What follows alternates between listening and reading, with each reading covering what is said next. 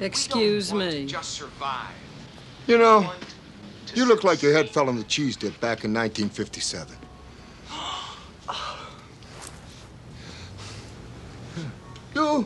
You're okay. This one, real fucking ugly. Oh. You see, I take these glasses off, she looks like a regular person, doesn't she, huh? Put them back on, formaldehyde face. That's what we got. That's enough out of you. You get out or I call the cops. Call the cops? You know what you need? You need a Brazilian plastic surgeon. I've got one that can see.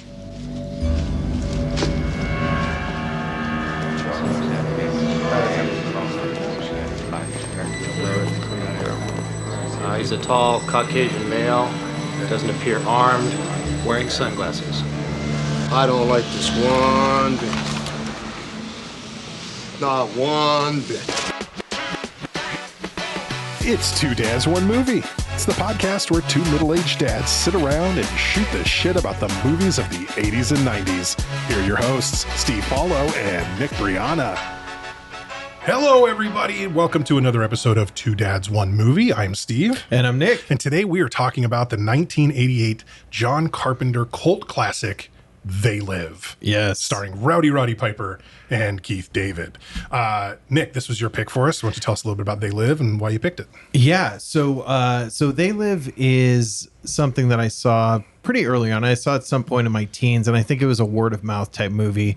It wasn't like a huge, there weren't McDonald's cups with Roddy Piper on them at that point, at least not for his role in They Live. Right.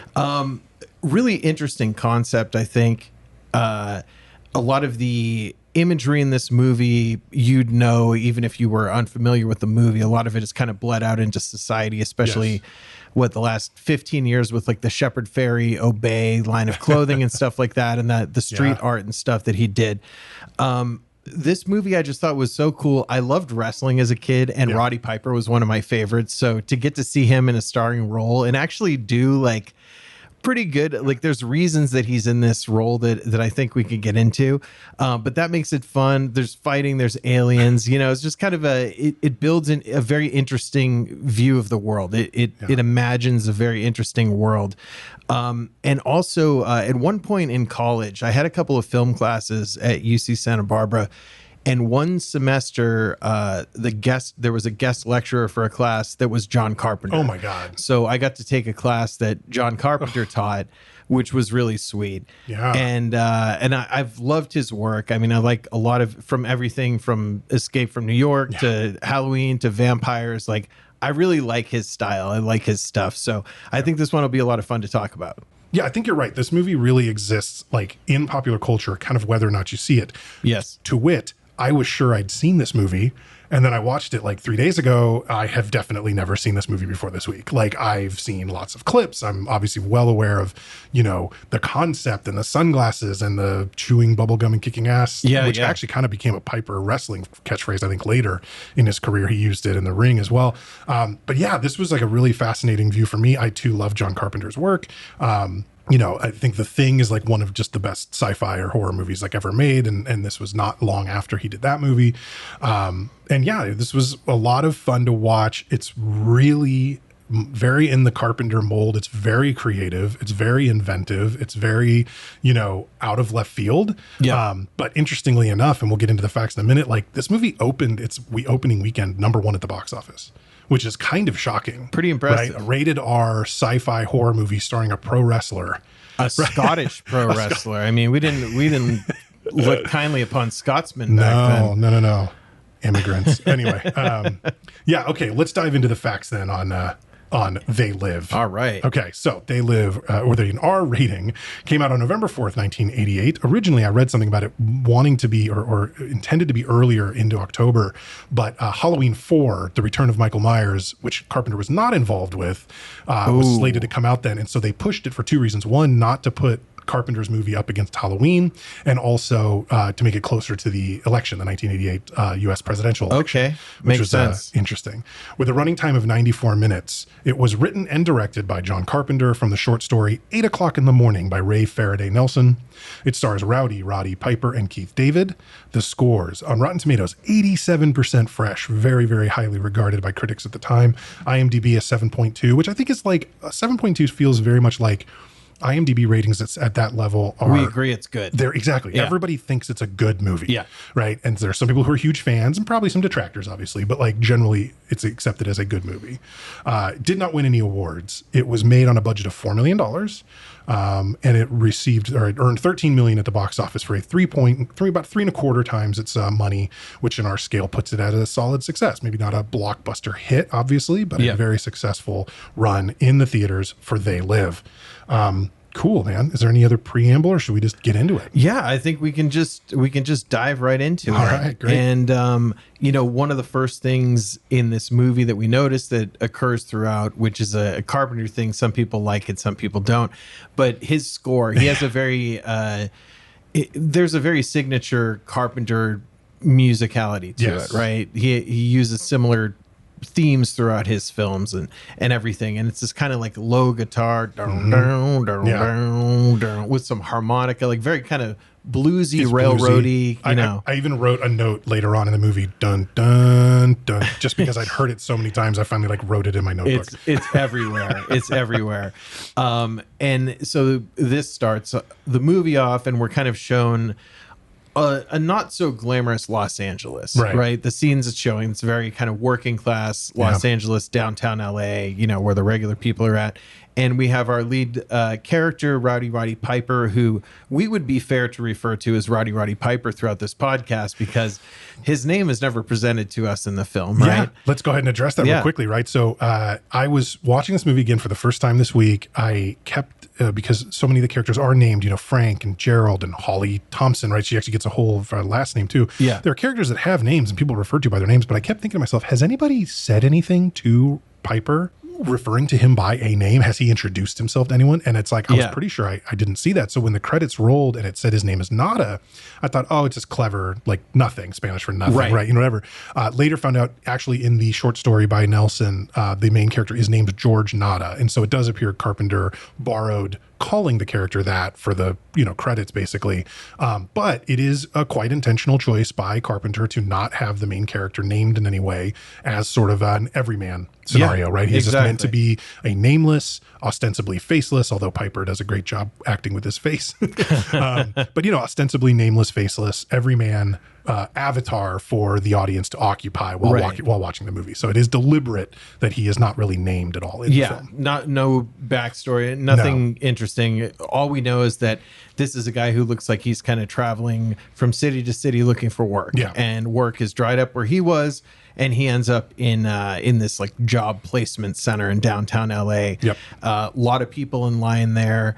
The woman who's supposedly trying to help him is very dismissive, does not seem to care about his situation. There's no work for you. Actively annoyed at him. Like, isn't this your job, lady? Yeah. Like, you know what I mean? Like, why don't you quit bugging me and get a job? It's like, wait, this is the get a job place. Right. And I think it's like, if you're going to be pissed at the public, if you have a job where you have to deal with the public and they're not being rude to you, like you kind of have to at least have that surface level of like helpfulness, like I don't think you got to put up with anybody being a dick, but he was being incredibly polite and like giving her all the info and whatever he could. I do think, by the way, I did not look this up and I should have. I think that's the actress that plays the like boss of the afterlife in Beetlejuice, the one that smokes from the tracheotomy wound in her neck. Okay. I think that's the same woman. She looked real familiar to me. Big couple years for that lady then.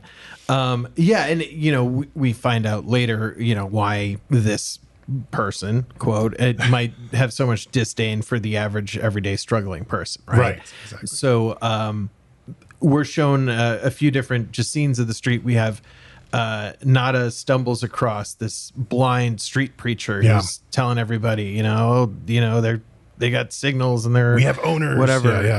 So kind of explaining it in the typical like street preacher, why would I believe this guy? He sounds crazy kind of way. There's people who are like watching TVs in the window of an electronics store, which is my favorite way to consume television. That's actually how I watched this movie for the podcast. Standing in a Best Buy. Yeah. And there's a lady on TV who's talking about like how important it is to be famous and everything. So we're getting a sense of like what the values that are being pushed on society are from this media and everything. And at the same time, Nada is having difficulty finding any kind of a work. He ends up at a construction site and is told this is a union job. And then we get the obligatory scene of the Teamsters just kind of standing around doing nothing. And it really shows you it doesn't matter the politics of something. You know, things that are ostensibly left-leaning, like this film, The Simpsons, whatever, are still going to give you the lazy union guy trope, no matter what, right? That's just how effective anti-union propaganda has been in this country since the 50s. Yes, is that even the ostensibly left-leaning have an anti-union bias, which is just shitty. So he ends up getting some employment now. Yeah. So he's got somewhere at least to swing his hammer for the day. Yeah. But that's as far as he's gotten. Right, and so we get the glamour shot of Rowdy Roddy Piper shirtless, breaking bricks or whatever the hell he's doing on this construction site. Looks great. Obviously, this was near the peak of his wrestling career. So obviously, great shape, great physique. And I'll just real quick, like I think Piper, he claims, I read an interview with him that came out shortly after this movie did, and or actually no, the interview was much more recent. Maybe 15 years ago, and he was like, "Hey, this was like the movie that kind of started the whole wrestler to Hollywood pipeline." This was before No Holds Barred with Hulk Hogan. This was obviously long before Dwayne Johnson became the highest paid movie star in the world, right? Yeah. But I think he's right. I don't know Princess that there were. Bride. Yeah, that's true. Princess Bride did come before this one by a year or two. Not as an action star necessarily. Yeah, right? and Andre the Giant obviously being Andre the Giant and an absolute literal kind of freak of nature, he could have been. It's not surprising that somebody like that would find a place in Hollywood for very specific roles. Yeah. But Piper, as an example, Carpenter originally apparently wanted Kurt Russell or wrote this role for Kurt Russell. We know John Carpenter loves working with Kurt Russell. The simple fact that like he had just done a run. I don't know if this is the exact order of the movies that came out in Carpenter before this. He might have done others, but Escape from New York, The Thing, and Big Trouble in Little China were all within the 7 years prior to this, and they were all John Carpenter, Kurt Russell joints. So he decided, maybe I need to go somebody else. He was watching WrestleMania 3 and was so impressed with Rowdy Roddy Piper that he decided that's who he was going to cast in the role. So I think Piper's right. This was like the movie, the first time we really got a sense of like, oh, these wrestling guys, they are performers. Actors, 100%, they're stage performers. Yeah. 100%. These are, actors, regardless of any hoity-toityness that might say otherwise. Like that's what they are. So yeah, like coming out of the gate, and he really gives I'm not going to say it's a fantastic performance, but it is a very solid performance. Yeah. It's funny, the Kurt Russell thing, because it makes total sense. You could see Kurt Russell delivering a lot of these lines. I actually wrote down that Roddy Piper's character is Kurt Russell from Overboard. If some fork in the road moment happened where you didn't end up with kids and stuff, right? Right. He's basically could be the exact same guy. Right. No kids, doesn't own his own construction company. Yeah. No mini golf dreams of the future. Right. He just Roddy Piper just building shoe racks and yacht closets. Like I think so good on Carpenter though for spotting this. I mean, it is a risk at the time even to take somebody who's famous, because there wasn't crossover success. People might have known who Hulk Hogan was, but probably not as many as we think. Well, and this is the thing. And if anybody was known from the wrestling world at this time, it was Hogan. It wasn't the Ultimate Warrior or Randy Macho Man Savage or Rowdy Roddy Piper. It wasn't any of those guys. It was Hogan only. So the fact that Piper got this gig before No Holds Barred came out is remarkable. That's a big deal. Yeah, and that's all Carpenter. I want to read something because I think this is a good time to bring it up, because it's showing Roddy. There's a few scenes where he's like shirtless, and it's showing like, all right, this is also why they put this guy in this movie. He's enormous. He looks like a badass, right? Built like a brick shit house. So in the vein of talking about why movie reviewers are kind of worthless, that we got into a little bit during the Starship Troopers episode. Yeah. So Jay Carr, writing for the Boston Globe. Am I going to hate this guy when you're done? No, you're just going to be baffled at why he says this. Carpenter delivers his throwback to the 50s visuals, complete with plump little B-movie flying saucers, that makes his point that the richer, fascist fiends, blah, blah, blah, they live starts running low on imagination and inventiveness. But then he says, but felt that as a sci-fi horror comedy, They Live with its wake-up call to the world is in a class with Terminator and RoboCop. Wow. even though its hero doesn't sport bionic biceps. Well, I mean, I'd put, first of all, Peter Weller's fucking biceps. No. We're talking about RoboCop against Roddy Piper. I want to have them arm wrestle. I think they mean literally bionic. The fact that RoboCop is made of metal and the Terminator is made of metal, I think is what they're Yeah, I getting see at. that. All right, I see that now. Because Peter Weller was not like, dude, are you calling him a wimp? No, I think they're calling him all natural. And He's we're not going to robotic. edit that out because it's important to highlight how wrong I am. I'll leave it in, I promise. All right. Okay, back to the scene, right? So we've got him. He's working at the construction site, and it gets to the end of the day, and everybody's heading home. And the foreman looks over and goes, "Hey," because he can tell like he doesn't have anywhere to be, any place to go. He's like, "Hey, there's no camping on site here. You can come back in the morning, but get out of here tonight. You can't stay here." Yep. Which leaves him a little sort of like SOL, but. Our second major character of the movie, Keith David's character Frank, shows up and is like, "Hey, like if you need a place to stay, I'm heading to this place. There's food, there's space." Justiceville. Is that what I couldn't called remember? Justiceville. Lovely. But yeah, he's like, "Hey, you can come with me if you want or whatever." And it's like Piper sort of says no or doesn't really say anything at the first, but then ends up following him anyway. It was a little bit of a strange exchange. He just kind of stays like 20 paces behind him, and then Frank turns and says, "I don't like anybody following me." Right. Unless I know why or whatever. And then Roddy Piper's like, "Well, I don't like to follow anyone unless I know where he's going first." And they both kind of give the knowing nod of like, "Hey, you're a rugged loner too. All right, cool. Let's go." This is 100% the version. This is the same thing as the Arnold Schwarzenegger, Carl Weathers handshake with biceps in Predator. This is the moment between these two. Absolutely. And they end up walking over to Justiceville, which is this kind of shanty town. There's some kind of society structure. They're getting people fed and everything, but it's definitely, messed up. There's some TVs operating, some people sitting outside watching TV. Good to note, by the way, back in the day when, TV signals, they weren't cable boxes. Yeah, you could just actually get have an antennas. antenna. And as All long you as need had is a plug. Yep, exactly. Amazing. And they're kind of talking about, how the world came to be, just making comments about just the state of things for them. And I think at some point, Frank, Keith David's character is talking about, well, I came from Detroit, but they kept closing everything down. There's no work. So I'm out here. I have a wife and 2 kids out there. He says, they closed one more factory. We should take a sledge to one of their fancy fucking foreign cars, which I really enjoyed there. Yes. Good stuff. So now, like, moving the plot forward, watching the TV in the camp, the signal appears to be intercepted. Yes. So whatever's on TV, and it's like an ad for Lee Press-On Nails or something goofy like that. And then it cuts into just this man's face who's like, they're trying to keep us asleep. They're trying to keep us selfish, keep us sedated. And then he's cutting in and out and everything. And then after the signal goes back to normal, everybody gets kind of a headache. And they're like, this has been happening all day.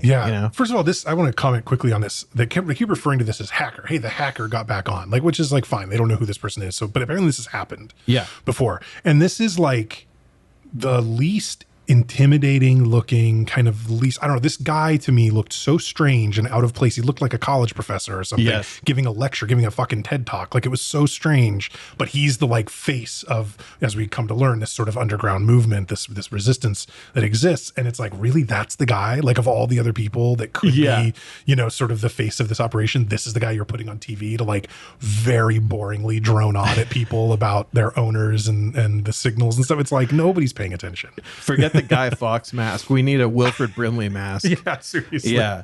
Oh man. That it is funny. He's not intimidating or scary at all, right? No, he doesn't even have gravitas. Like Keith David could do it, and just have gravitas because of his voice and his stature and his whatever. This guy just looked so like he was like a wet saltine. He's just like, meh. Yeah. Keith David as an actor, I love so much. He's so good. And his voice is great. And it does feel like a treat whenever he's in something. Because a lot of times he's in something that seems beneath his level, right? Like his talents. Like he's surrounded by actors who are not as good of him. Or as good as him. Especially when he's playing alongside Steven Seagal in Mark for Death and stuff like that. But love Keith David. One of the best voices of all time. Yes. So this signal is intercepted, and Roddy kind of looks across the street and he sees there's a lot of like action going in and out of this church. There's supposed to be a choir practice going on. And you can hear the choir singing. You can hear the singing. Yep. And he makes a comment about how choir practice is running late and goes over and starts poking his head in.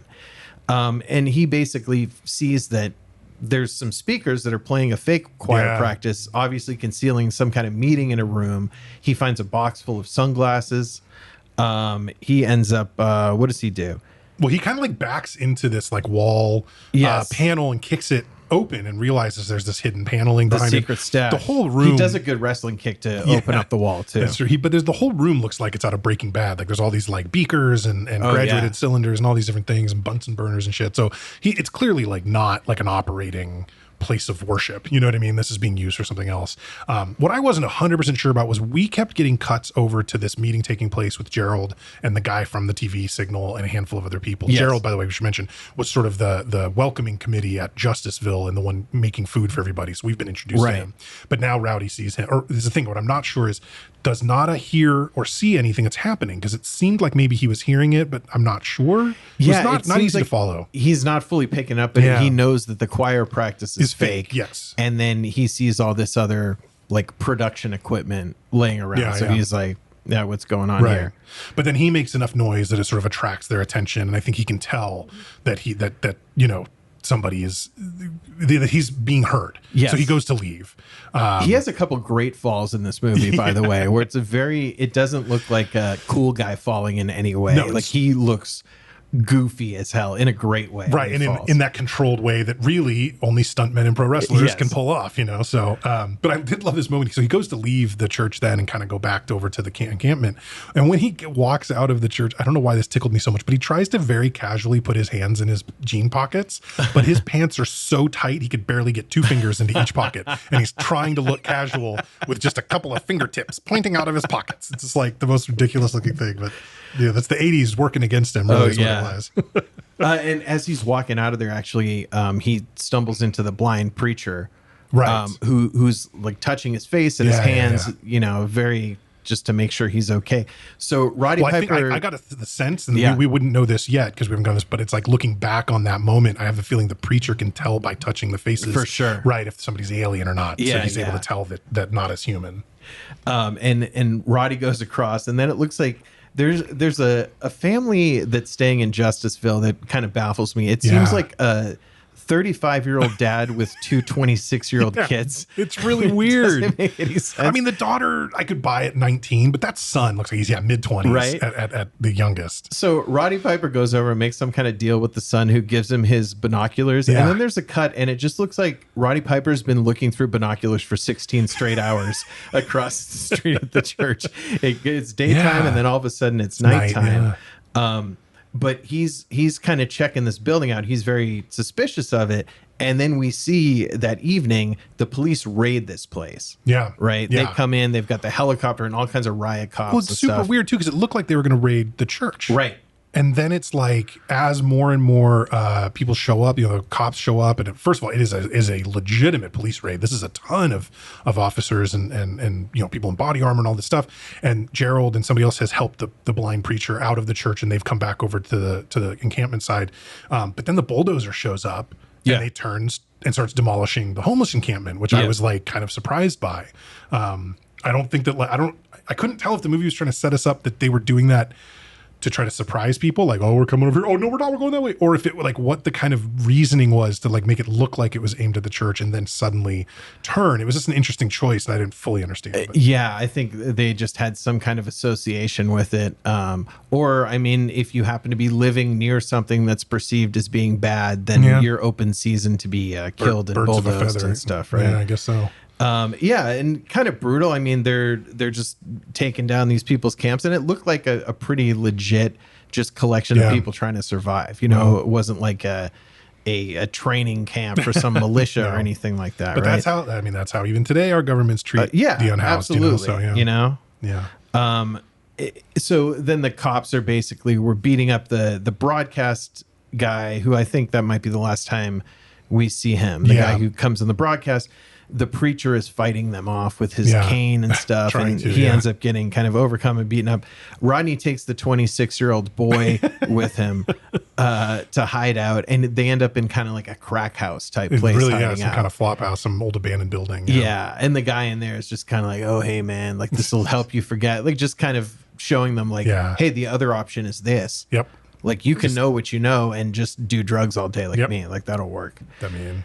It does something for you. It's a choice. There's an ad on TV. It's for fashion as like freedom of expression that I thought was interesting. It was kind of like, oh, this is how you don't need to like, talk about your own conditions and what might be causing them. You just wear a shirt and that's how you be yourself. Exactly. This was about the point though, I gotta be honest. Like, so the police have raided this camp. Obviously, we've seen the stuff with like the TV giving people headaches, but like this was the point where I glanced at how much time ago. I'm like, this movie's only an hour and a half long. And this is 30 minutes into the movie, basic, give or take. And like nothing had really happened yet. You know what I mean? It's like, it really is a situation. We'll get more into this as we go. But like this movie is doing so much work to set up this universe for us and like give us this setting and this place and, showing us ways in which it's subtly different from the reality that we understand that we have. And that's all fantastic. But like, we're also watching a movie. So like, we need the plot to do something. Well, luckily it's about this time, right? When Rowdy, after the raid, decides to go back into the church, kick in that false panel that he found from before and take one of the boxes of sunglasses. He just takes it with him. He goes to an alley nearby. And this was, I thought, probably the dumbest move the character made. He goes to hide them in a trash can. Terrible Which is like, move. while he was doing it, I'm like, dude, they're going to collect the trash. Like, do you know when the trash gets picked up at this location? Because if you don't know when, you know what I mean? It's like, unless you're sure, like, oh, well, they picked it up yesterday, so it'll be here for a week. Okay, fine. But and there was a billion other places to put that thing, right? It could have hidden behind some kind of trash can or something, right? Maybe it would have been around longer. I don't know. But yeah, he's in an alley. He puts in this trash can, takes one of them with him. And this is when he goes to put the sunglasses on for the first time. And I think the first things we see are the signs or the advertisements. Yeah, he's looking at the billboards. Yeah, and the first one I think says obey. Yep. In all capital letters, just obey. And he starts seeing, people that look like they've had their faces melted off. People on TV look like that. Obviously, every billboard, every sign in every shop window, all of them are different. Every magazine, every printed page. Yep. Every single one of them is different. And it says something like, I obviously don't write them all down or anything, but, like obey, buy things, watch TV, marry and reproduce. Yeah, marry and reproduce on a, not mistakenly on a sign of like a beautiful woman in a swimsuit, probably advertising beer or something, right? Yeah. Oh no, that's actually marry and reproduce is the actual, message, right? So it's like he's able to see underneath a layer of bullshit to what is actually being shown to us or sold to us or whatever, which is obviously cool. And obviously that's the crux of the premise of the movie, right? Right. This is the world as it exists. And we only don't know because we don't have Rowdy Roddy Piper's magical sunglasses. Exactly. We don't have those shades. A really cool scene, a really good way to just like show, the character's new immersion in this world. And then the way that they decided to shoot it where everything's black and white, everything has a very like 50s look to it. The effects, the way that they do like the surveillance orb things, like they have a very like 1950s sci-fi look to it, which I think makes it a lot of fun. Yeah, really great too. A quick throwback to like, so we see Rowdy at one point looks up and he's able to see one of these surveillance drones or whatever they are. These like, and you can't see them at all without the sunglasses. They're just invisible. And if you go back to prior to the police raid, before the helicopter appears overhead, Gerald and one of the other guys is outside with the sunglasses on, looking up into the sky and getting worried. Okay. And they run back inside and decide to start evacuating. So it seems like, one of those surveillance things was there, spotted them, and that's what triggered the raid to begin. Oh, we found them.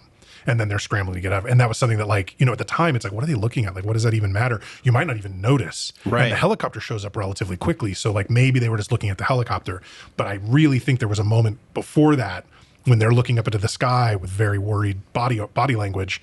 And so, ostensibly maybe one of these surveillance drones is flying above them and has tracked them down. So and he starts Roddy Piper, he has some snappy lines for things right away. I would liken him to Ash in Army of Darkness with the way it seems like this is a normal guy saying things that a real guy would say instead of a really polished, like perfectly delivered line. The way he kind of stumbles through some of his words. He flips into having his accent sometimes and not, which is cool. But yeah, his lines are good. A couple of the things that we see, he's at a newsstand and he's looking at all the magazine covers. They just say, obey, consume, sleep, watch TV. He looks at one of the alien guys Right. who can see. He doesn't know that Roddy can see him, but he's Right. just like, yeah, what's your problem? The newsstand worker is holding money, and then when he looks at the cash, it just says, "This is your god" That's on right. it. And he ends up, kind of walking through. He sees them in the hair salon. A lot of Yeah. them are the ones getting their hair done. There's a couple ones. There's one unloading a car who's like the alien woman, and clearly like the humans are her help, like her nanny and her housekeeper or whatever. It shows a couple of the alien women in the supermarket talking to each other, and they're like, "Oh, can you believe she used blue corn tortilla chips? How classless is that?" Just this good little like cross section of that type of person who's not far from like that type of person today. Yeah, and it's clear that it's all of the people that he's seeing as human, and then he puts the glasses back on to see them as aliens. They're all like wealthy, or yes, they in have a good position, means, right? They're there, they're shopping at the store, but they're not working at the store, that kind of thing. And so, generally speaking, it's not like it's everyone that fits that category. Right. There are humans that are by appearances upper class to wealthy that are not turning into aliens when he puts on the sunglasses. But it's like the opposite isn't true. Like none of the like service people are aliens. Exactly. Right? So it's an interesting thing. He goes into, I guess it's in the grocery store, and he's looking around, and he's staring at this woman, this older woman, and, recognizing that she's an alien. And this, he kind of like freaks out at whatever. And at one point he looks over to another woman who we don't see, but we're guessing is human. And he looks at her and goes, you're okay. This one, real fucking ugly. Yes. I put on these glasses, formaldehyde face. Like he's just got all these little lines. He says her it looks like her head fell in the cheese dip in 1957. Really good. Two of the guys having a conversation, to your point about like the successful people being the aliens. Yeah. Two of the men having a conversation in the supermarket. You could see there's one alien and one human, and the human is like, "Yeah, I don't know what to do. It's just it's really." I'm really depressed. I don't know what to do. Then the alien's like, I don't know. Don't worry about it. And then the human says, well, that's easy for you to say. You got the promotion. Yeah, exactly. So you kind of get a window into that.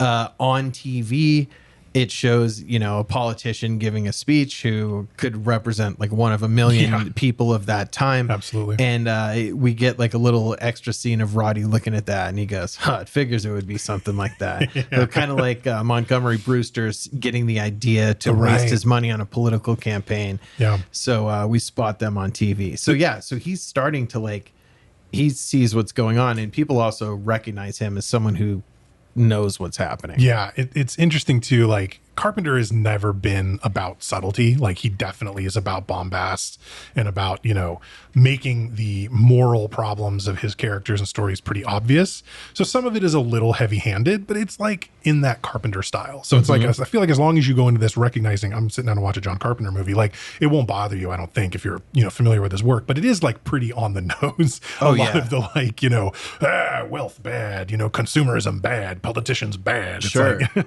But I think that filming the alien stuff in this very like kind of almost campy 1950s way, it goes hand in hand with everything else being on the news. It's like, the whole movie's supposed to beat you over the head. Yeah.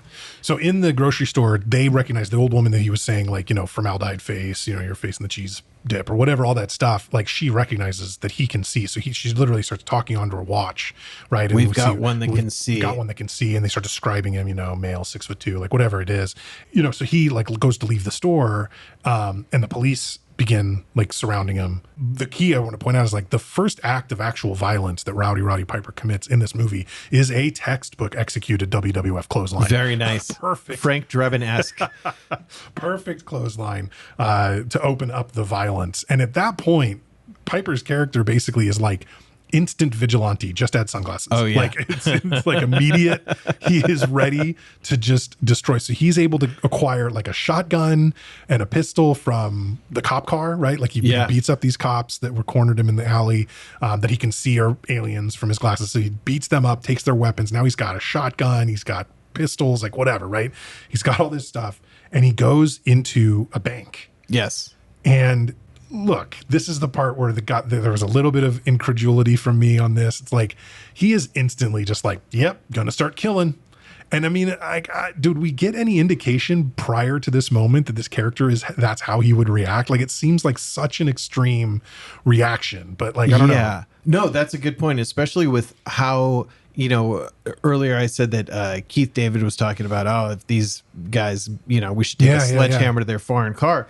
And Roddy Piper's reaction was very much like, no, I believe in America. Yeah. I think if I have can exchange an honest day's work, then that. Yeah. So did the sunglasses shatter his belief in America to a degree that he just turned into a rampage killer? Right. Or did he just feel so like backed up against the wall? Because you're correct. It does seem like he's the guy who would be like, all right, well, these aren't the problem. It's still that, I should learn to code or something. Well, I don't even know if it's like, I feel like I can see why he would be like, whoa, what the hell? But I feel like it's an interesting jump to immediately like, well, I got to kill these things then. Yeah. That's the period. It's like, well, wanting to fight against it, wanting to educate others or wake other people up, like that all would make a ton of sense. It's much easier to like follow. But like he just flips a switch and turns into Frank Castle. Like, it's just absolutely like ready to go. This is the movie falling down all of a sudden. Like, you know what I mean? So, right. But yeah, so he is basically trying to get away. So he goes in the bank, he kills a bunch of people. Well, not people, a bunch of aliens. And he delivers his famous line in the bank, right? Yeah, I came here to do two things, chew bubblegum and kick some ass, and I'm all out of bubblegum. Which, by the way, he wrote that long before the movie was even written. He talked to John Carpenter about it, and the two of them were trying to figure out what little lines could throw out. And Piper's like, well, I've got this one I haven't had a chance to use in the ring yet, but I kind of like it. And they go, oh yeah, that sounds good. Apparently he shared a bunch of them with Carpenter. That's the one. That's the one that made the movie. So, and that ended up sticking. That was something that was in that Duke Nukem game. Yep. I remember that popping up again in the late 90s. Only 6 years later, Richard Linklater would repurpose the line for Dazed and Confused when his Nicky Katt's character says, I'm only here to do two things, kick some ass and drink some beer, and we're almost out of beer. Okay, it's a paraphrase, nice. But very similar. Yeah. Very nice. So he's in the bank and he's blasting away and everything he sees is an alien.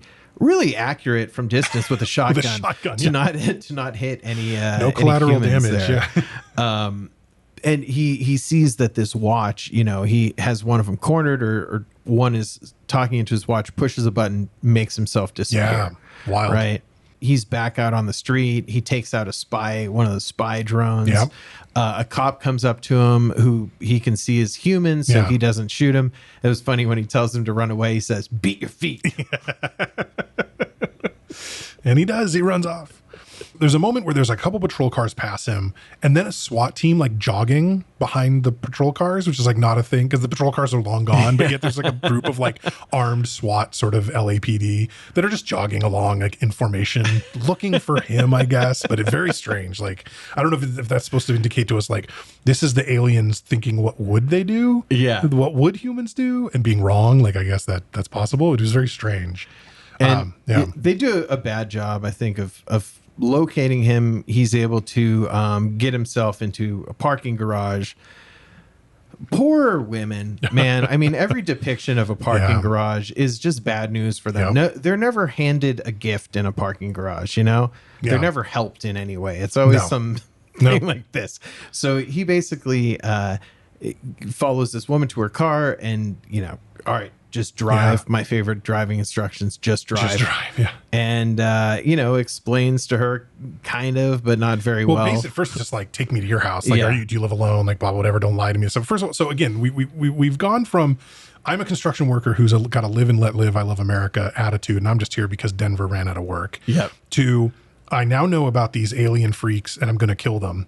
To, I'm also willing to carjack and kidnap a human woman in order to get away from them, I guess. But like, man, we went to like kidnapping real fast. Oh, like, yeah. This guy shifted. Roddy does not have much of a plan. I don't think that this fight is scripted in the way that many of his professional ones were. No, true. I think he's going off the cuff here. Yeah. And this scene, so we were talking earlier about this movie could definitely be longer because there's some really cool stuff. It would have been fun to explore. Yeah. This was a scene that I felt like dragged a bit because it didn't, he was at her house for kind of a while and it was just, you have to have a break in the action, I guess, but she takes him back to her house. She pulls into the garage and they get out. And she has a neighbor across the street, a guy who's out there in a Hawaiian shirt watering his plants, who looks more like a wrestler than anyone I've ever seen in my life. I swear to God, Roddy Piper was like, hey, we need like a real wrestler in this because this guy had like a wrestler look. Yeah. So this guy's spotted, basically. He's getting out of the car with her. He's trying to explain to her about the glasses and what they do. She's not interested in even peeping through them. Right. She's like, well, if I took those glasses from you, I would tell you That I what see. you want to hear. Exactly, So right, yeah. what does that prove? Yeah.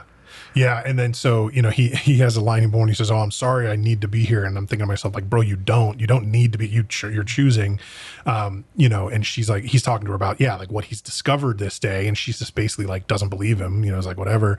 And then, he's like, "So what do you do?" And she's like, "Oh, I'm a, like program director or whatever at K something, whatever, radio station, or I mean, a television station." And he goes, "That's the one that's got the broadcast like that." And he goes to like turn the TV on to check it out.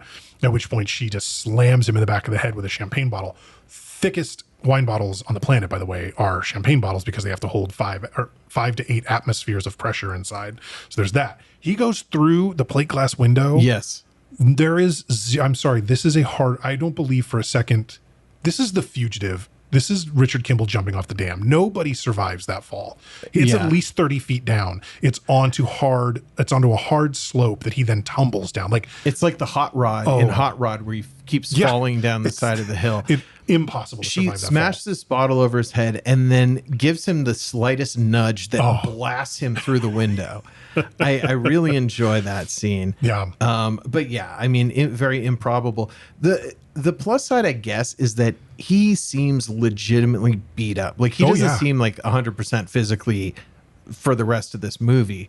I mean, he doesn't have this like Superman element of like bouncing back. So he's really beat up and drags himself kind of back to town and everything. Right. And that's true. But I'll get to the but in a second. Yeah. So he goes back to the alley where he hid the box of glasses. Of course, trash has been picked up. So there's nothing in the trash can. So he's freaking out, but he looks and he sees the garbage truck that just did the pickup is still there in the alley. So he rushes over, he jumps into the back. He's able to find the box of glasses. At which point the back of the garbage truck lifts up as if to dump everything out, and does dump everything, including him, out. And I know the driver didn't know the back was open because he had shut it and latched it, and then Rowdy came up and opened it. But why would that have been? Why did it go up to begin with? It was so strange. But regardless, it dumps him out. He's cleanest trash ever, by the way. If you're ever going to end up in a truck full of trash, that is the trash you want to be in. Must have been a recycling truck. You know what it was? It was the dad's plastic bag for Christmas wrapping on Christmas morning. Yeah. It was all bubble wrap and ribbon. Yeah, exactly. So he's there. So now he's got another pair of glasses because he left the pair at Holly, was the name of the woman that he kidnapped. He lost his glasses there as he went through the plate glass window, but he's got another pair. And his buddy Frank comes down the alley and he's like, "Oh, Frank, like I gotta whatever." But Frank knows that like he's wanted. Like he basically is aware of the rampage that he went on. It's like, "Oh, how many people did you kill?" He's like, "Oh, none of them were people." It's like, you crazy person, all this stuff. They start fighting, and this is the longest 2-person fight in the history of movies. Yeah, it is. It goes for 5 minutes and 20 seconds. It's too long. It's too long. I think the too longness is what makes it good, I feel. Maybe. Because it's like there's 3 or 4 points at which you think like, okay, well, this is for sure over. Yeah. And I was watching it this morning. My wife came and was sitting with me and she was just like, "This is ridiculous. What? This is still..." She couldn't handle it. So I definitely understand where the too long camp comes from. But I do love the strategy of I will keep punching you until you believe me. Yeah. No, that's very, very WWF mentality. A couple of great suplexes in there. I think there might have been a backbreaker. There's like a lot of wrestling Some dirty moves. fighting. I mean, busting out like a 2x4 and kicks in the nuts and everything. So and I read a little about this fight in preparation for today. And apparently Keith David and Rowdy Piper rehearsed the choreography for this fight for 2 months. They rehearsed in the backyard of the Carpenter's production company offices, basically. And Keith David has gone on record in the past saying basically that Rowdy Roddy Piper acted as choreographer for that fight, showed him how to take punches, how to limber. Everything was as real as a wrestling match. Yeah. So for Keith David, that was a very different day of at work for him as an actor. But for Piper, I mean, so it's like everything but the groin and face shots they just punched each other in the way wrestlers do, and then they react bigger than the actual punch. But it's not actually pulled the way Hollywood stunt fights tend to be, right? Where the punches are pulled or whatever. They were actually hitting each other and suplexing and doing all this stuff. And it was all kind of under the direction of Piper and his wrestling experience and knowing how two performers can work together to sell a fight. Yeah. Basically. And it really showed. I do think it was too long, but I don't think it needed to be 30 seconds. I think it needed to be like 3.5 minutes instead of 5.5. Like there was just too much of it. I kind of like by the end of it, I'm like, yeah, okay, I get it. But I literally wrote my note is put on the fucking glasses, Frank. Like just put them on. You know what I mean? Like let's move forward here. And again, in a movie it was only like 92 minutes or whatever long, where I already feel like we don't get enough plot and there's not enough that happens. Having a 5.5 minute long fight in the middle of everything is like, this is dragging ass. Like we got to get the plot going. Like what, like let's keep moving forward. So it's not, to me, it was like not the way I wish the filmmaker had chosen to use his time, I guess. It's a metaphor though. Sometimes instead of moving forward, you just feel like you're getting punched in the face for 5 straight minutes. Yeah. I do think that Carpenter letting Roddy Piper have the leeway to kind of do what he does best in this movie is a super smart idea, and it works. Like we talked about with Dennis Leary basically getting to do his stand-up in Demolition Man. Yeah. If you have someone who has like a transcendent skill that is not necessarily, acting, figure out a way to get it in there, because you're gonna. Yeah, it's going to stand out. Absolutely. It's going to stand out. I mean, actors put that kind of stuff on their resumes. You're like, oh, I can roller skate, I can horseback ride, I can choreograph realistic wrestling fights. Like, right. That's huge. Yeah. So he finally, Roddy Piper beats Frank to the point, and puts the sunglasses on his head, and then kind of like sits him up. Yeah. Frank does an incredibly half-assed job of trying to take them off. Like he looks like his arms are just rubber. So, he's pointing his head at the billboards. And then we get one of my favorite scenes of just these two guys, the absolute shit beaten out of them, lumbering down the street with their sunglasses on. Roddy Piper's cheeks are so swollen. Oh yeah. Both of them fat lips, everything. Yeah. But I just love the weariness of it. And the score fits so well, I think, with that feeling. Yeah, we get more of the dun, dun, dun, dun. Yeah. No, it's very good stuff. And so, they get a room just to sort of like lay low and kind of regroup and recharge or whatever. And they, they're talking more about what all this means. Yep. And reality now that they understand it differently. I think at this point, this is when they decide to go look for we got the card from Gerald, right? Like, to kind of like join us if you're ready or something. So they decide, we got to go figure out what the hell is this? Who knows about this? What are they doing about it? Where did sunglasses come from? Like all this stuff. And so they go and they do find like this, this resistance movement that, as it turns out, includes not only like the blind preacher and Gerald from Justiceville, but also like that family, the sort of 35-year-old dad with 25-year-old children. They're there, and a few other people we've seen. And when they arrive, they are told, hey, you can take your sunglasses off. We're all human here. Like, this is only humans. Also here, we have contacts now. So convenient. I love that so much. I cringed so hard when they put those contacts without washing their hands. Like, I had contacts for like 25 years until I got LASIK, and like to put a pair of contacts into my eyes without washing my hands would have driven me insane. Like, it was like, oh my God, guys, you got to wash your hands. But no, they just raw dog those contacts right up their eyeballs. It looked like he just held the contact holder up to his eyeball. Maybe kind of, which you used to be able to do. But this is the thing, you used to be able to do that. But these were like the little like compact carriers like the 80s. If it was the 70s, they had those little like applicator things where it was like, because the contact was solid glass almost or whatever it was, but it was like not flexible at all. Yeah. And so it had to be like placed just right. So there was sort of this little like applicator thing you can see in some movies, especially older ones. And this was not that though. So I'm not sure how that would work. And the whole thing freaked me out. I think that's, to me, the scariest thing in the entire movie is putting contacts in. I would rather just not see aliens than have to touch my eyeball with a dirty finger. Put me back in the battery pack. Put me back in the Matrix. I'm okay. To me though, the glasses to contacts is one of the all-time most convenient things for the filmmaker to happen in the movie, where it's like, okay, now our stars are not hiding behind sunglasses anymore. But it's like on a space movie where the guy will just like pop his helmet off and be like, oh, we can actually breathe on this planet. It's like, oh, you got to show the star's face more in the movie. You can't have him in a helmet. Yeah, it also signaled, I believe, the end of the black and white scenes. So Yes. now whenever they see the aliens, they just see the aliens, I think. I can't remember now. Or do they I think it's black and white. No, still. I guess it is. That's true. But yeah, I guess we just don't see the sunglasses anymore because they're wearing contacts now. But Yeah. So they have their and I guess most importantly is they're not detectable as people who have this ability to see the aliens. At least not as easily, right? Until they Yeah. start acting like they see Right. reality. But yeah. So they end up let's see. They're kind of being told that the creatures, they're referred to as the creatures by one of the guys. They're recruiting humans, so it's not just us against them. They're also making offers, to humans. We're basically like a resource to them.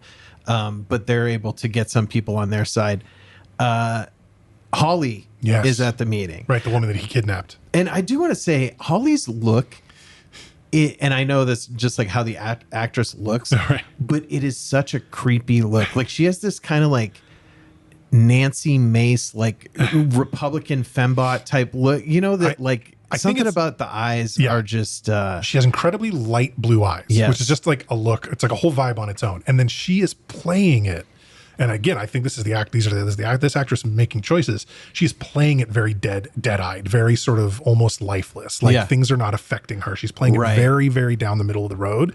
And I feel like that's important because so again, bear with me not having seen this movie, as I realized partway through the beginning, I hear her talking. So Nada goes up to Holly and is like, hey, you're here, like, about this. And she was like, I'm so sorry. I didn't know that you were like with everybody. And I'm thinking to myself, bullshit. You know what the sunglasses are. He had them with him. He explains, hey, I see these things. You know exactly what he's talking about. Now that he's here, you say you're sorry. And it seemed very strange to me at the time, but not obviously why. And we'll get into that later. But as he's talking to Holly, trusts her too much. For, oh my God, ridiculous. First of all she is to you is your kidnapping victim who tried to kill you. Like, this is not someone that you've like had a meet cute with, right? This is not Meg Ryan and Tom Hanks and You've Got Mail. Like, you are actual mortal enemies potentially. Now she has showed up here, so now he believes, she's in on the resistance and everything. Right.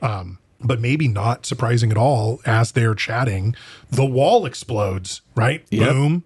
The cops are here. They are assaulting the resistance meeting and killing everyone. Basically everybody. Yeah. They're just coming, blasting, taking everybody out. One sighting I had in this scene, the cops are kind of coming down an alleyway and they're blasting everybody out.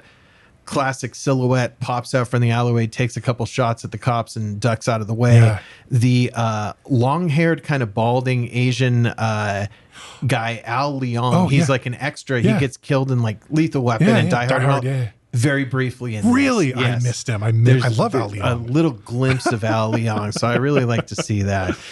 So the cops are basically backing everyone down, and Frank and Nada are in this alley, and they're kind of screwed. Like, there's a million cops coming, and Frank has this watch, which they were talking about as some teleporter thing, but it's broken, and all of a sudden, like, a Looney Tunes hole appears for them to escape through. So they're able to escape through that, and they end up in like one of the hallways of the Oakland Coliseum. Yes, it very much is like that. Sorry, that tickled me. Wait, but before they jump in the hole, I just want to point out, when they're fighting in the alleyway, they're like back at the back of this alley, right behind a couple boxes, which is like terrible cover to begin with. Leaning out, shooting, not hitting anyone, leaning out, shooting, maybe hitting one person, but like they're not the best marksmen. Okay, that's fine. But then after Frank jumps into the Looney Tunes hole that the watch opens up, Rowdy gets up and he's got this like large automatic rifle that he decides he'd be better off shooting with one hand and killing like 3 guys in a row. Like, he's literally more accurate with this like one-handed Rambo 3 look, Yes. Dude, and it's like going out of control almost. Like, it's like, are you celebrating a wedding or are you trying to kill somebody? Because it's almost like halfway between that. Oh, man. Yeah, that is good. But he was probably like, hey, I would look cool shooting this thing, right? I mean, it did look cool. It looked great. So they end up in the hole, and now they're in this like concrete hallway. Yeah. And it's just seems kind of this endless, like, industrial whatever. Like, it's hard to figure out. But then there's like rooms that are like ballrooms, the ballroom that Richard Kimball comes in in The Fugitive here. And they end up basically overhearing it for a minute, and they walk in. They're in their street clothes. They're bloodied and battered and stuff and standing there. Nobody's really batting an eye that they're there because it seems like, well, if you have access to the Looney Tunes hole, then you belong here. Yeah. And because human helpers are part of the system, it's not weird for them to be nearby. Right. Yeah. And then they're approached by this guy who we had seen earlier in Justiceville. And I think this guy is kind of a John Carpenter movie staple. He's definitely been in a few. Yeah. And he was kind of what we'd call like a wino or bum type character before, and now he's in a tuxedo and he has a glass of champagne. He's, exactly like every bum's vision of them getting rich, right? Like in a cartoon. And he's like, "Oh, fellas, I didn't know you guys joined us." So super credulous, immediately no skepticism at all about these two. He's like, "Oh, here you are. Hey, let me show you around." Like, I knew we had a lot in common, that kind of thing. Some friends from out of town, they wanted me to come show them the lab.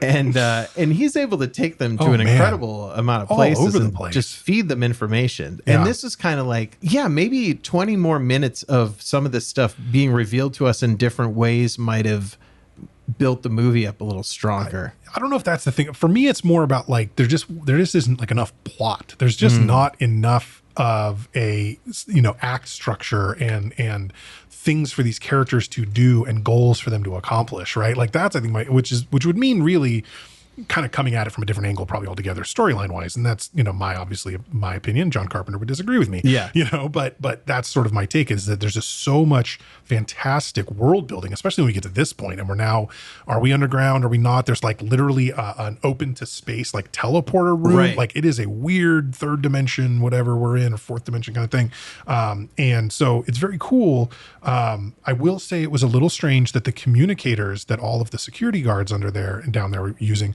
are actually Egon Spengler's PKE meter. Yes. But they're walkie-talkies, apparently. That's the alien tech.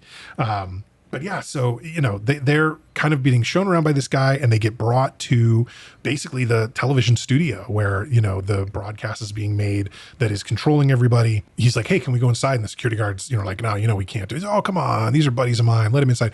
"No, we can't do that." At which point, or do you have a pass or whatever? Yes. Right?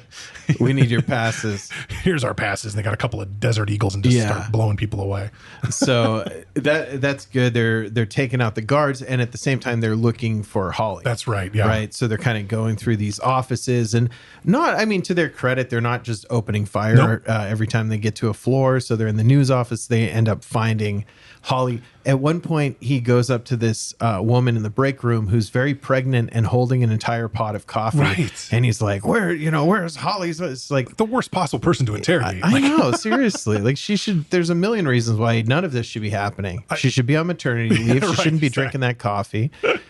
I do love, as they're heading down some hallways, you would just get this thing where it's like, two guards pop out of like a cross corridor and they shoot them. Yes. And they walk for a little bit. And then two more pop out, like very video game like. It also made me think of those Lonely Island SNL sketches, Laser Cats. Yes. It was very much set up like a Laser Cat sketch where it's just like just enough people show up at a time for you to shoot them, and then you move down. It was that, or it was the Contra levels where you were going up towards the top of the screen instead of across. Right. It's very much what it felt like.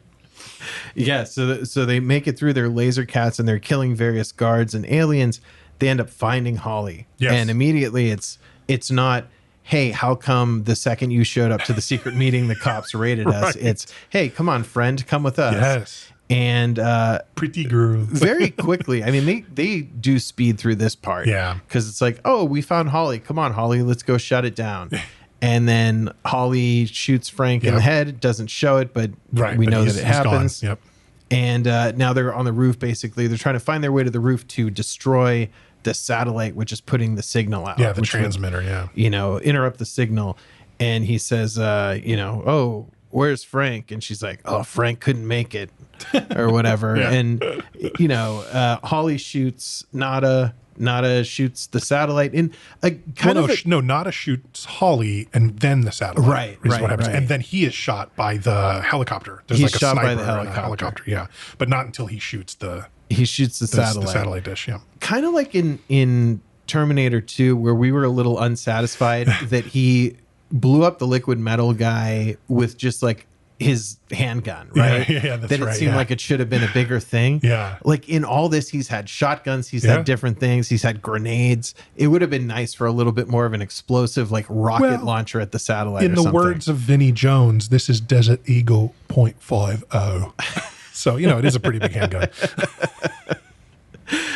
So he destroys the satellite, and we see that Nada is obviously dying. He's been shot by the police helicopter and musters a middle finger at the last minute, which is a good way for this guy to go out. Yeah. And as a result, now we're kind of shown a few seconds of the world without the signal. Oh, man. Which is cool. I think this is a very fun way to end it. Yeah. It's very cool. And I almost I feel like this should have been the end of Act 2.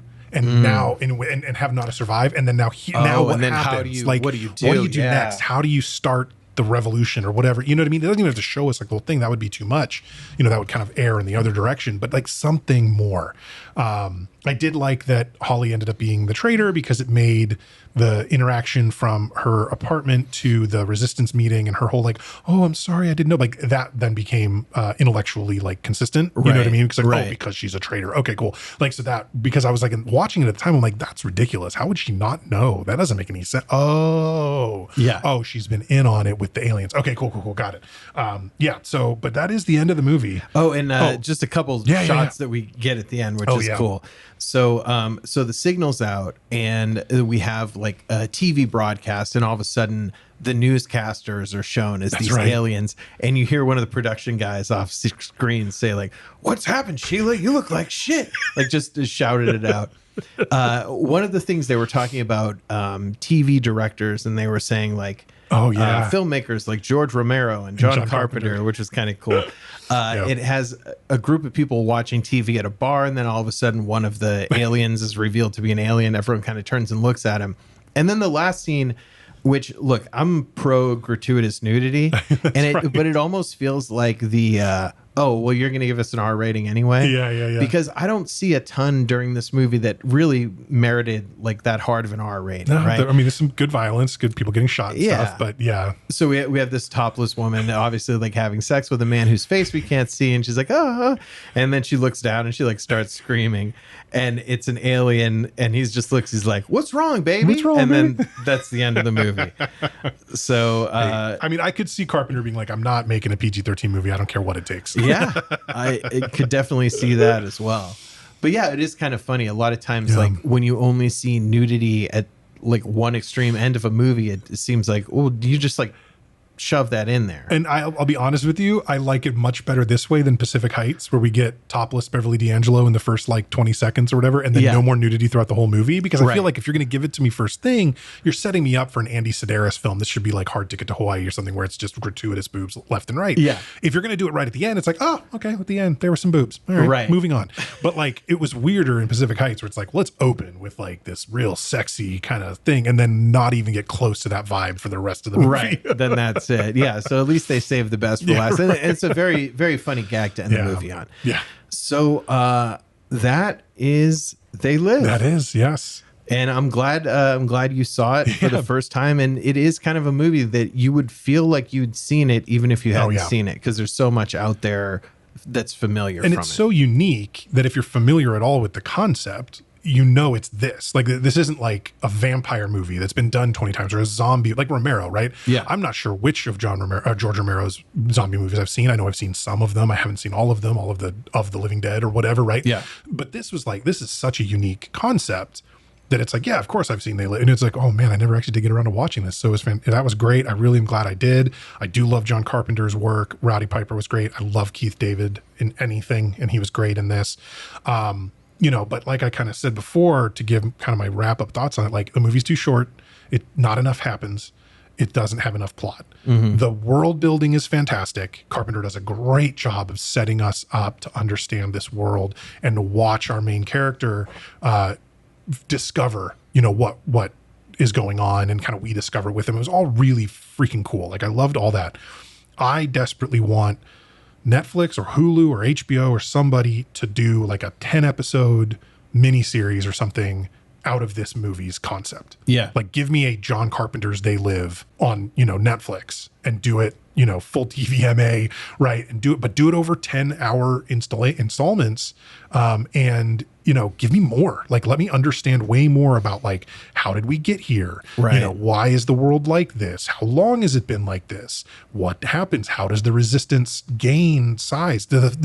They really put the kibosh on this particular, cell or whatever. But was this it? Was this LA group all the resistance that exists in the world? Nobody else knows what's going on. Where do the sunglasses come from? What kind of technology is in the contacts and glasses? Like, how do the lenses do this? Like, all that stuff is fascinating. We get none of it. And I think in general, the plot to this movie takes so much time to give us all that, which is fantastic, that it doesn't have enough time to really give us a lot of story. And I think that's my biggest problem with the movie, is that it just isn't great as a movie. It's fantastic as a story setup. Yeah. It's fantastic as a premise. Yeah. But I don't actually love it as a movie. So I am 2 stars, 2 out of 5 on They Live, because I just think it's a lot of kind of like missed potential in a lot of ways. But I want more, and I want John Carpenter involved in more. Yeah, You know yeah. what I mean? Like, if he could get on the, is Carpenter's still alive? Yeah, isn't he's he? still He's alive. still around. He's I still think alive. he did something just a few years ago, something for like a series, I think even, Suburban Scares or something like that. It was like an anthology series. Dude, get on the horn with your agent and get to like Netflix or HBO or somebody and make a They Live. Because in today's day and age, all this stuff, like the sort of, example in reality of like social media and like all the kind of like ways that has changed since 88, like could be very interesting. And take the same premise and give us a modern take on it and a much longer, more fleshed out story. It could be fantastic. Yeah. Yeah. So that's my take. Points well taken for sure. And especially, about the story, about this being structured as like a filmed story. Yeah. It's definitely lacking as far as like, caring about the characters and whatever. I think as something that sticks with me, and the reason I'm going to give this a better rating is this is something I think about all the time. And it's kind of rare that there's a movie where I'm thinking about parts of it, like the world that it's built, thinking about it all the time. Like there's a unique twist on it. And I think that what Carpenter maybe was trying to do, the Roddy Piper character, the fact that there's like no development of this character at all, it's just showing you're the average person with nothing special about you. What can you do? Yeah. I don't know. Meet some people who are seeing the same stuff as you're seeing, and then maybe go blow up a satellite dish. Yeah, right. It's almost like he's like a drone, like a honeybee drone or something like that. Okay. As just like, well, it doesn't matter what his backstory is. Like we're flinging guys like this at the problem. Yeah. We're punching the problem in its face until it agrees with us. I like the fight scene. I like Keith David so much. Yes. He's good in everything. His voice is great. I'm really happy he was in this. The woman who played Holly, really a lot of the other actors kind of could do with or without them. Although there is like something to the distance that she played that character with, that she was like a little non-human with what she did. I love Carpenter, and so I think if listeners out there, hopefully you've seen the movie. If you're listening to this podcast, if you're talking to somebody else about it, I think it's definitely worth seeing, because it's going to show you something different than most movies show you. Yeah. And again, hour and a half, not a big time commitment. Yeah. And you get, a little bit delighted by Roddy Piper's acting. Like, I think the way he played it was smart. It was within his limitations. Yeah. But I think he also did make some choices that led to his character being effective, that he wasn't like a non-actor doing a bad job of acting. Like, this is someone who is on stage every day for 20 years of his life, doing wrestling shows and stuff. I'm going to give this movie a 4 out of 5. Nice. I love Carpenter. I love Roddy Piper. Rest in peace to Roddy. Definitely see this one. This is a lot of fun and very fun to think about outside. But Steve, I'm with you. When that Netflix series comes out, I'm going to be the first one in line on my couch to watch that. There you go. I do think and I said this to my wife after I watched the movie, I stand by the rating. I think that it is, the movie kind of is weak as a movie in a lot of ways. I also think you should see it. I think if you haven't seen They Live, watch it. It really is so unique and inventive and interesting that even if I don't think it actually works super well as a self-contained movie. The world it builds and the premise that it posits is like so fascinating. And there is nothing about the movie that's like so bad that it's like not worth watching. And like you said, it's like a quick watch, so I definitely liked it and think people should watch it. I just like can't give it a very high score personally. So we're 6 out of 10 from the two dads on They Live from John Carpenter. And I think it's time to so talk this about was next mine. week. Yeah, what do you have coming up for us next week, Steve? Okay, next week we're going to go from the late 80s, we're going to head into the mid 90s, and we're looking at a movie that really was like the breakout performance for someone who became a comedy kind of superstar of the 90s and maybe early 2000s. And, then his life changed a little bit and he's not really in movies anymore. But this is the movie that put Chris Tucker on the map. Okay. This is the movie that showed us that Ice Cube is not just a rapper and an actor, but also a filmmaker. Yes. Because this was his screenwriting debut. We're going to go watch 1995's Friday. One of the most quotable movies of all time. Oh my God. I think the pod is going to be us just firing quotes back and forth. Yeah. Oh, I've seen this one so many times, like back from when it came out. And I can't wait to talk about this one. It's going to be fun. So if you're listening and you like what you hear, and hopefully you do, head on over to Apple or Spotify, give us a 5-star review. It really helps people find the show. If you want to drop us a line, you can do that at the show at twodads1movie.com. That's the number 2 and the number 1. This has been They Live. This has been another episode of Two Dads, One Movie. I'm Steve. And I'm Nick. Thank you all so much for listening, and we'll catch you next week. Thanks, everyone.